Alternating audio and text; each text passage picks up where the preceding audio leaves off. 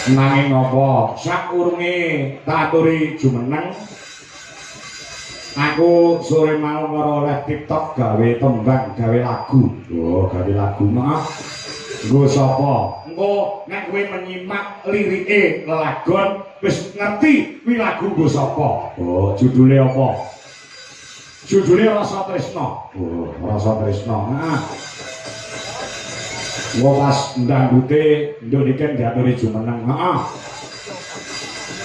Oh iya, coba ana bawane ya, ana bawane Sinom nah, Sinom ya. Sinom ya, coba men dibawani karo Mas Wisnu sing suarane lantang. Lagu nggo sapa? Ora usah tak omongi engko nek kowe menyimak saire bakal ngerti kuwi lagu nggo sapa. Oh, ngono. Sapa? Karo bapak dhewe. Ah iya. Oh, sing bawa sapa? Niken dhewe nak. Oh iya, ya. Apa? Karo lenggah sing wendok kan. Oh, ngono. Ya, ya. Sing gawe bapak sore mau karo live TikTok ngono karo orek-orek. Oh, ngono. Orek-orek kok gawe lagu. Oh iya, Ya, coba nek Sinom pelok. Oh, ngono. Ya. Ya, ndok kan. Kaya apa suaramu dinteni wong sak donya. Oh, ya. Sing ngenteni dina Rebo iki piyuh. Ya. Saiki wis lakon weruh Niken Salindri. Iya lho, coba.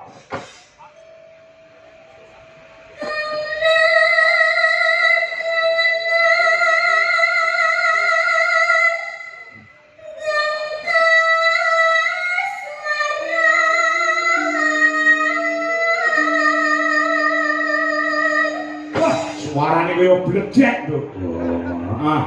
Kamu dengan bangkas maran terus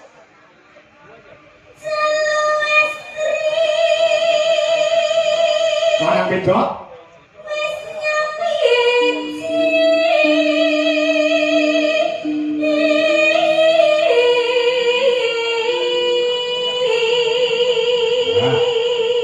Jalu kuwi lanang, estri kuwi wedok. Oh, ya lanang wedok wis nyawiji. Terus, Dok.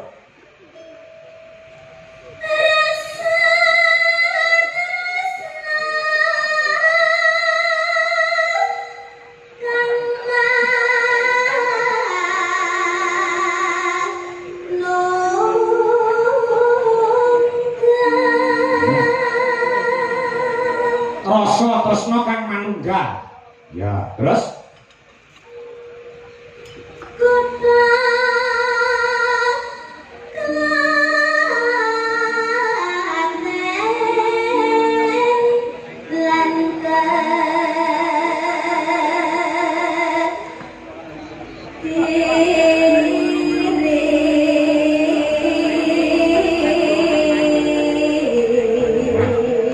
bocah nang wedok mau asale saka Klaten lan Kediri.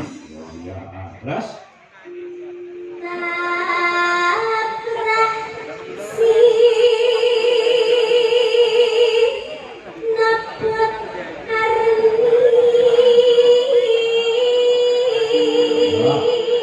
saya cetok Arni.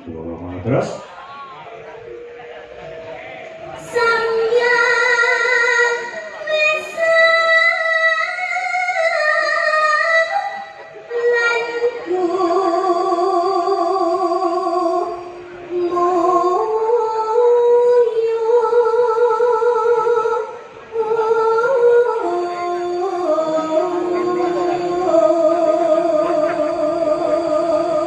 samya mesem lan gumu itu sih ora mung sing lakoni tok sing mesem guyu, sing nonton penggemare yo mesem guyu. Bengi iki siap karpet digulung-gulung. Terus tanetap Bandung ing rasa rasane wis ora kena bintung. Ya.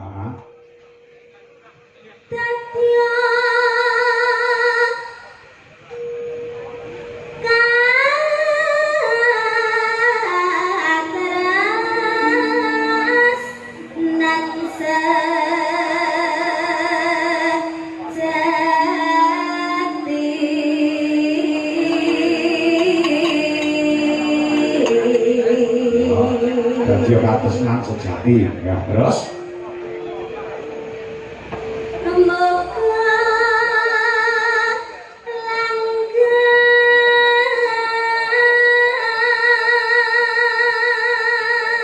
pas gong tibane ompak ndangdute ya muga langgeng terus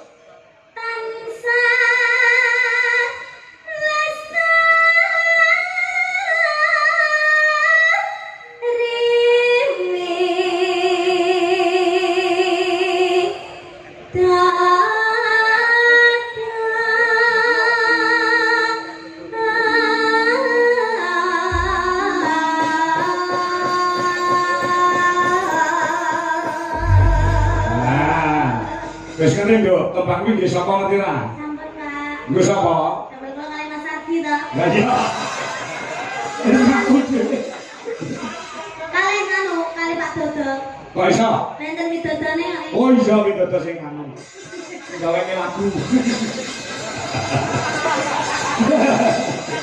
Iya, ya. Rasa tresno, rasa tresno. Heeh. Kang wis ora kena binendung, ya gairah anak muda. Iya. Iya. Kayak apa, Dek? Pacuke dangdute. Ya, rasa tresno. Yuk.